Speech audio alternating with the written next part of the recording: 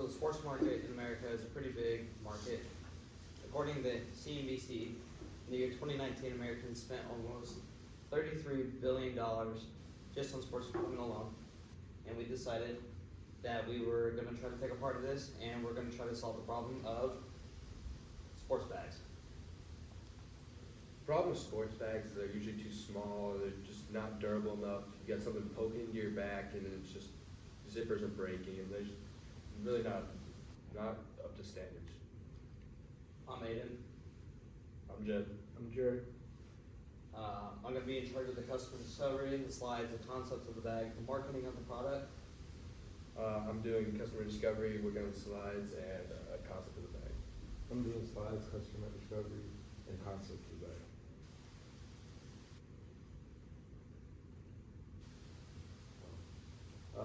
For validation, customers said they value this product because it'll help them be prepared, keep them more organized, and it could change the sports bag for better. So.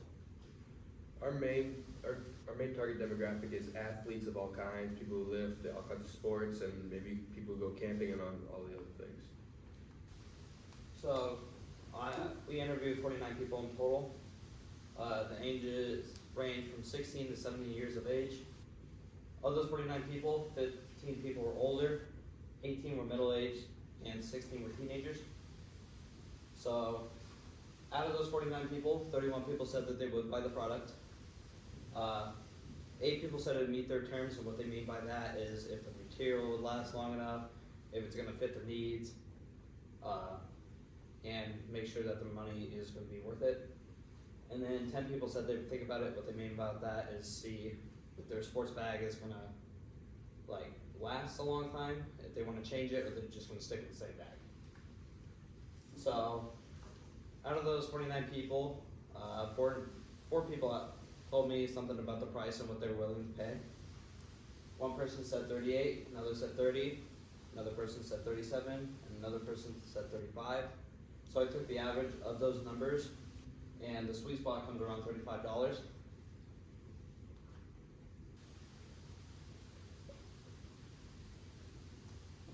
Solution, we're going to try to make a multi-purpose functional sports bag. It's going to have multiple straps, diverse on each inside. It's going to be more durable than a regular bag and have more pockets. So this is our prototype. What you see here in the middle is going to be the waterproof and smell-proof pouch.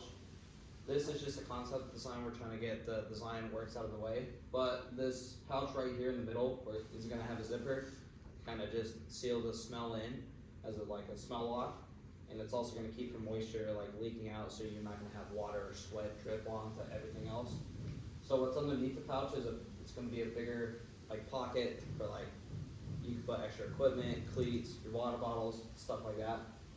And then in later concept designs, we're going to add more pockets. Like right here, you can see a built-in pocket, but we're going to try to add more pockets around the outside where you can fit gloves, more balls, your mouth guards if you need them, stuff like that. And then some of the customer comments that we were given is by Austin. He's 22 years old, and he says, my kid plays soccer and I would buy this in a heartbeat. Another person is Nancy. She's 70 years old, and she said, all my kids and grandkids played sports, and I wish I had something like this while they were playing the sports. And then Jesse, he's 17 years of age, and he said, I wish I had something like this before the football season started. So the cost to make the product, the estimated cost is going to be around $10 for the materials and the labor cost. But partnering with large-scale manufacturers and textile companies, we're estimating that the cost for the materials and the labor will go down. So these are our potential key partners: Nike, Dick's Sporting Goods, Shields, Adidas, Under Armour, etc. And then the manufacturing partners are right there.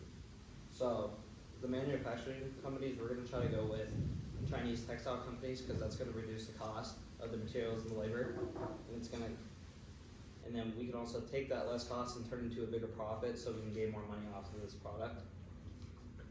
Our next steps are to collaborate with those bigger companies and to perfect the design of the product, and then we're still trying to work on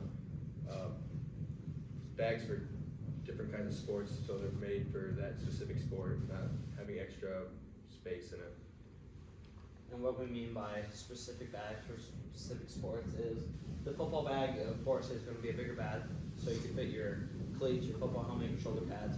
You put it in a football, extra football, and place for your water bottle, so it can just all be in one bag instead of having to carry, say, your cleats in one hand, your bag in another, and your water bottle in another. Baseball, a baseball bag is going to be, it's going to have to be long enough to where you can fit your bat inside, so it's just not clanging around. You're gonna want something like a net or something to catch the dirt, so you don't have just a bunch of dirt on the bottom of your bag, like a further dirty other things you put in there, and extra ball compartments, because you probably gonna need extra balls for like practice warm up while you're out in the outfield and everything like that. And you're gonna have a soccer bag, which you're gonna have, you want it to be small enough to where it's gonna just be versatile, so you don't want a big bag for soccer. But you're gonna want it to be big enough where you can have a soccer ball, you can have a place for your water bottle, your shin guards, your cleats, and then you can also have an extra place for cones just for warm up and everything like that. Any questions? All right, thank you very much. Thanks.